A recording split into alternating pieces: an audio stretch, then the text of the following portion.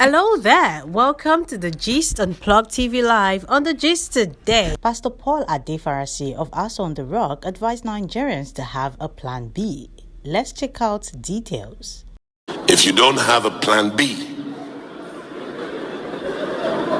I know you have faith, but I have faith too, but I have a plan B. The senior pastor of the House on the Rock Church, Lagos, Pastor Paul Adefarasin, has urged members of the church to have an alternative plan for Nigeria.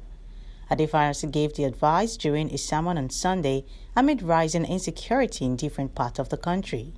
It says, no country in the world history has survived 2 civil wars. Citing incidences of civil unrest, attacks and killings in Nigeria, some security experts, politicians and ethnic groups have raised fears that the country might be going to the path of another crisis. Adefarasin said the situation in the country threatens every human life. He also disclosed that his wife, Pastor Ifeanyi, is currently out of Nigeria helping to create their own plan B, an alternative plan to relocate from Nigeria in the case of any eventuality. Let's check out in full what Pastor Paul Adefarasin told his church members. Pastor Christ, I bring you greetings from Pastor Ifeanyi, who's busy taking care of a frontier of our world and preparing our escape route.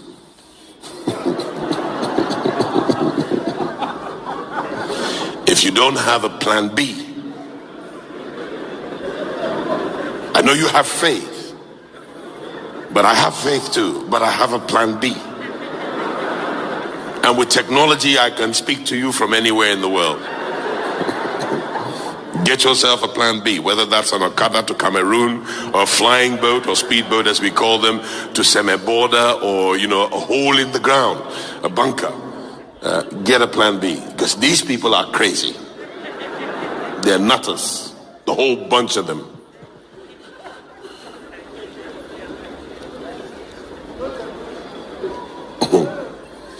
And wait and watch the signs, because it can happen like this. God development. Number 3, we need a president who is not a genderist. In other words, we must embrace both genders.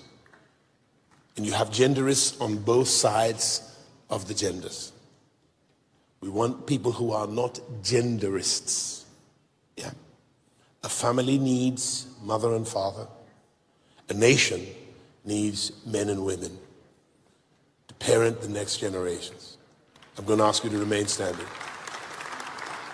We also do not need a tribalist, sectionist, or ethnicist. That must not happen. And the constitutions must provide to exclude those sort of people from high executive office in all 3 tiers, all 3 arms of government. We also do not want a religionist, which is part of why I might not be considered. And I'm not looking for the job of president. I do not seek any elected office nor appointed office. I'm very happy operating in my calling, and I'm slightly outside of it because of where the country is. We also need somebody who has brilliance, is well educated, and hasn't left his or her education in the theoretic realm, so that practically they can deliver on vision, embrace even their opponents. The beautiful thing about Abraham Lincoln, he put all his opponents, he didn't define them as enemies, though some of them were, he put all of them at the table, because he recognized that they had brilliant enough ideas to rise as the cream to the top of the polity and the politics of the day. And by this, he was able to embrace ideas, amalgamate them or collaborate them into one singular vision to give Americans the opportunity, being all created equal, to pursue and aspire to a life of justice, freedom, peace, development, progress, and happiness. So we need somebody like that. That's not all.